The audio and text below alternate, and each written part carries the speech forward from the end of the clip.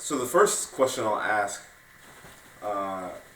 has nothing to do with music. Has everything to do with your upbringing and your family and kind of where you guys come from. So let's start with that. My parents are from Zimbabwe, Africa, and they came here to the U.S. in 1988. My dad was in pursuit of educational opportunities, and at first, like he always tells me, it was just supposed to be for a year. But then doors opened for him to come to Tulsa, Oklahoma and study at ORU. And then my mom came with my big brother and big sister. And then I was born. I was born here in Tulsa, Oklahoma. Yes. And we started traveling when I was 2 years old, right? Yes, just about, that's right. Yeah. 2 years. I was 2 years old, and so like we would always. I always remember we had this. Was it a Dodge Caravan? Yes. Yeah, we had a Dodge Caravan that we would pile into every Sunday morning, and we would travel all across Oklahoma. And I mean, we would travel to I would wake up on Sunday mornings and we would be in unrecognizable places. We would be, because Oklahoma has a lot of towns that are pretty small, and so my dad would minister in a lot of churches like that. And so when I was 4, finally in Sand Springs, Oklahoma, at Victory Assembly, my dad and my mom, I like to say that they threw me on stage and they told me to sing Jesus Loves Me. Just like that. Just like that. They said, it's your time to sing. And you taught him at an early age the song. Yeah. And so you get up there, what are you thinking when you're up there, four-year-old kid? I remember we had sung as a family. We would sing as a family because when we were traveling in the cars, we would always be, singing these different songs. A lot of the songs we would sing would be in Shona, the native language in Zimbabwe. Yeah. And so we would sing as a family, but, for the first time singing by myself, it was nerve-wracking. And I don't specifically remember all of it. The only thing I remember is being like a board, just sitting there singing, Jesus. And so, I mean, I like to say that, from that moment on, I never looked back. Mm-hmm. Dad, when did you realize he had special talent?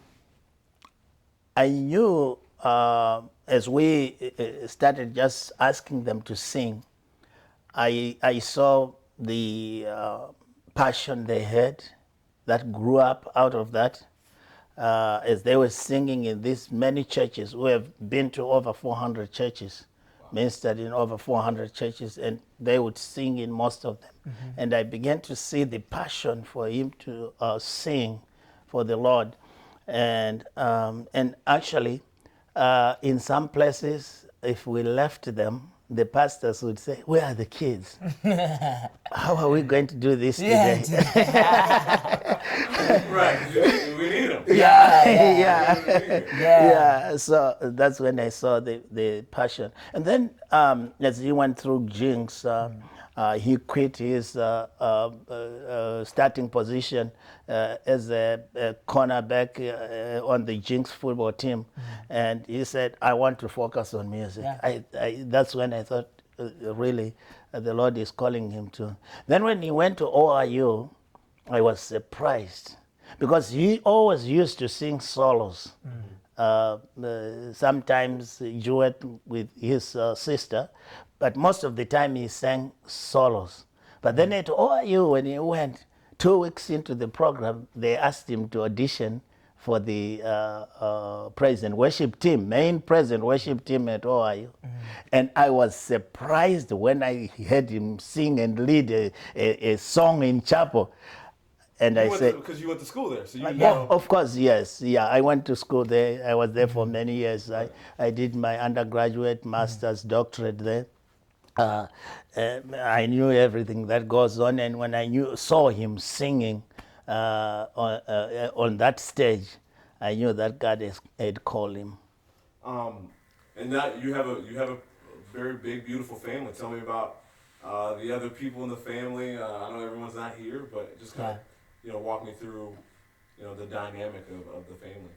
Yes, my wife and I got married in 1982, and on the 1st of May, and 10 days after that, We left. I had been working in a bank in Zimbabwe, and I had resigned a few weeks before we got married.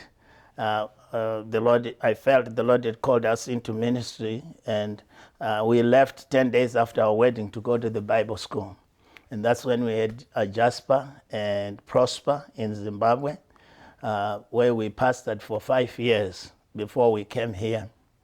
And then when I came here, I went to Christ for the Nations for a year.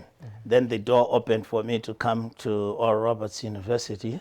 That's when we had Brian here and Faith, our youngest. So when you tell me about this story with Jasper and Yeah. how this, obviously the end result is you're on this hit TV show, but Yeah. it started long before that. So tell me about the journey. Yeah. To it. So I really started pursuing music in 2012 as a solo artist. That's when I really felt like it was the right time. And so throughout this transition into being a full-time artist, one of the people who I really looked to was my big brother Jasper. He's got a sharp business mind. He's really sharp, and I knew that in order for me to make music something like I can do for a living, a sustainable, something that's sustainable, I have to be good in that area of business. And so Jasper would always be someone who I would look to for advice. I would always look to Jasper with different questions. And so when I graduated from ORU in 2014, I knew that the only thing that I wanted to do was music. I wanted to chase this dream. But I knew that I couldn't do it alone. I couldn't do it alone. I needed somebody who was with me full time.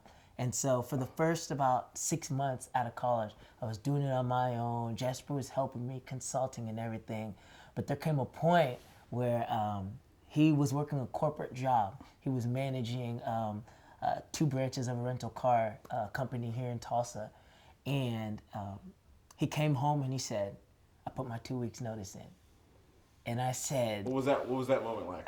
I said, though it was mixed, it was excitement, but then in the same breath, I was like, oh shoot, we gotta start making money. Because I was like, my brother just quit his job. He just quit his job. And if I don't do it, I'm not only And then if if we don't succeed, like I'm not just ruining my life, I'm ruining his too.